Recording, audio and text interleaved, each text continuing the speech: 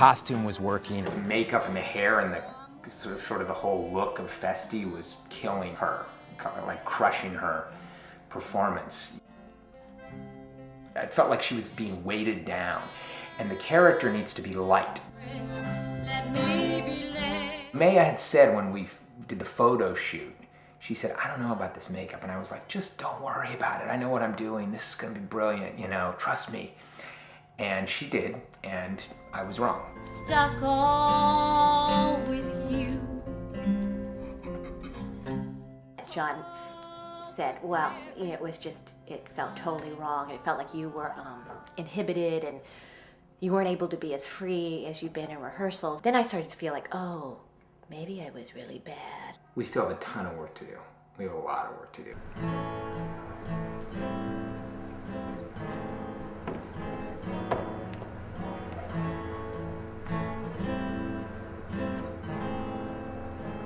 The transition from the studio to the tent is an enormous transition. We're bringing in this much larger space. The lawn, you know, the trees, the lights. She's drowned, sir, with salt water, though I seem to drown her remembrance again with more. Things changed drastically in the tent. It's very exciting to take this play out of a little box, which is a rehearsal room, and put it up here in this incredible venue with this vista. I heard that you were saucy at my games. To take scenes that can be so simply and subtly played and to have to kind of open them up to fit a space of such grandeur is a hard adjustment. It's hard even just to speak loudly enough. We will draw the curtain and show you the picture. We had to figure out how is the music gonna sound, where would we put the band, how are we gonna move them around. What do you think about the band coming from back there rather than here, coming from the Belvedere?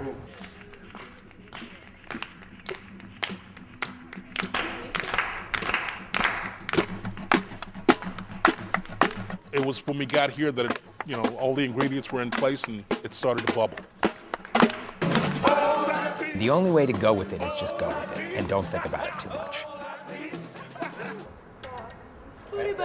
If you don't worry about it, grab it. The sword fighting is really challenging, and it's a dance. It's a choreographed dance.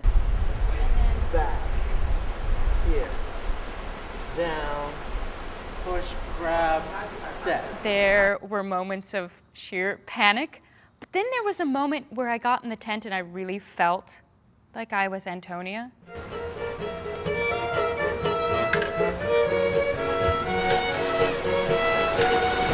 That's it.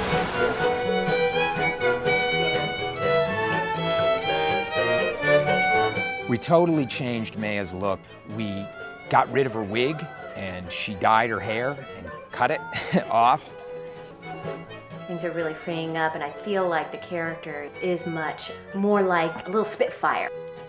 And fools are as like husbands, as pilchards are to herrings.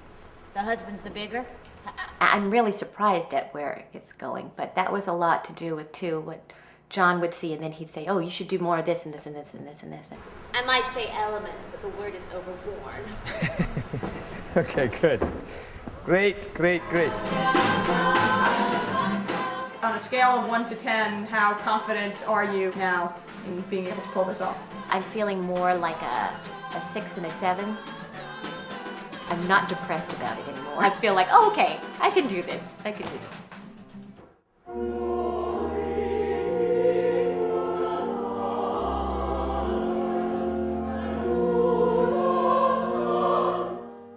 Episcopal priest had asked me to come speak at the church. He asked me to come basically give a sermon about Twelfth Night, spirituality in Twelfth Night. It's a comedy that dares to truck in the matter of death. It addresses death immediately. Viola is grieving because she has lost her brother in a terrible shipwreck, and she believes that he's dead. Countess Olivia is grieving over the death of her father, but more recently and acutely the death of her brother. In our production, she's dressed in black, right? She's in mourning, and everybody else in the household is dressed in black. And we also meet her fool, who's a clown that lives in her house, ostensibly to entertain her. So the fool, like the play, is determined to make people laugh, not by avoiding the sorrow of life, but by addressing the sorrow of life square in the face. Good Madonna, why mournest thou? Good fool, for my brother's death. I think his soul is in hell, Madonna. I know his soul is in heaven, fool. The more fool, Madonna, to mourn for your brother's soul being in heaven. Take away the fool, gentlemen. This is a theme that gets hit upon again and again in Twelfth Night. Essentially, stop moaning and crying and live life. My brother died 3.5 years ago. And in fact, the last time I stood here and spoke to a group of people was when I was delivering his eulogy. When I'm saying to people that sorrow can motivate you to want to enlighten or entertain people, I'm saying that from my own heart, from my own personal experience, that the best way out of grief is fellowship. That's real for me. Grief strangles our natural impulse to live life in full vigor. So in Twelfth Night, we transform death into a means to treasure life. Journeys ending, lovers meeting, every wise...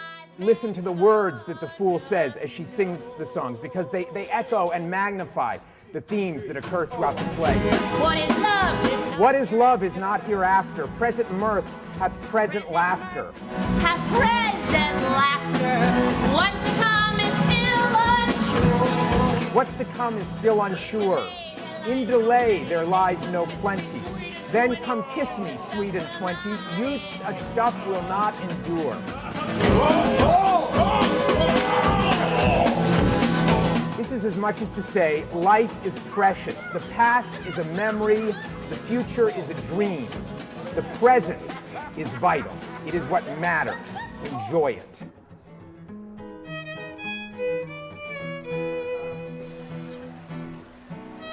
It sort of drops into a known ritual of preparation. I start makeup at an hour before a curtain.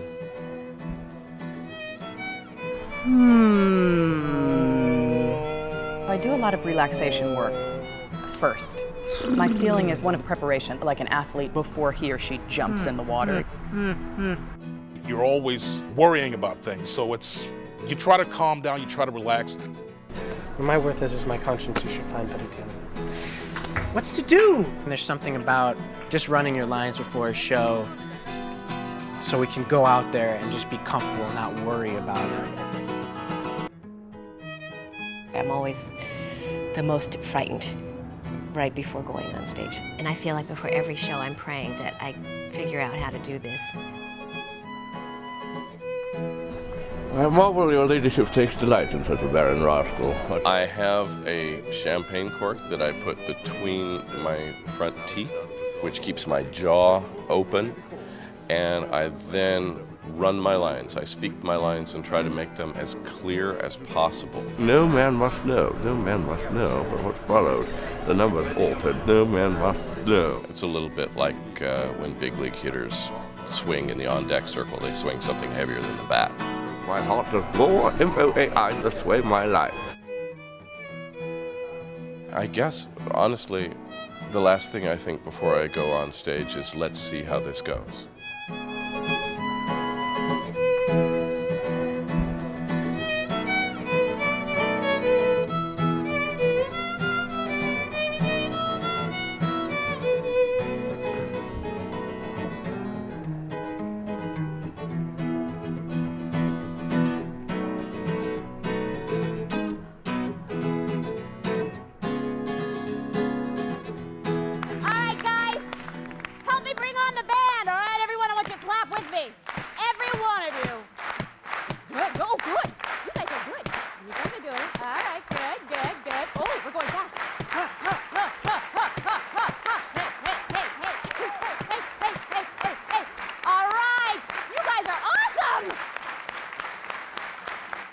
On part 2 of Shakespeare on the Hudson, the performance, the actors of the Hudson Valley Shakespeare Festival present Twelfth Night.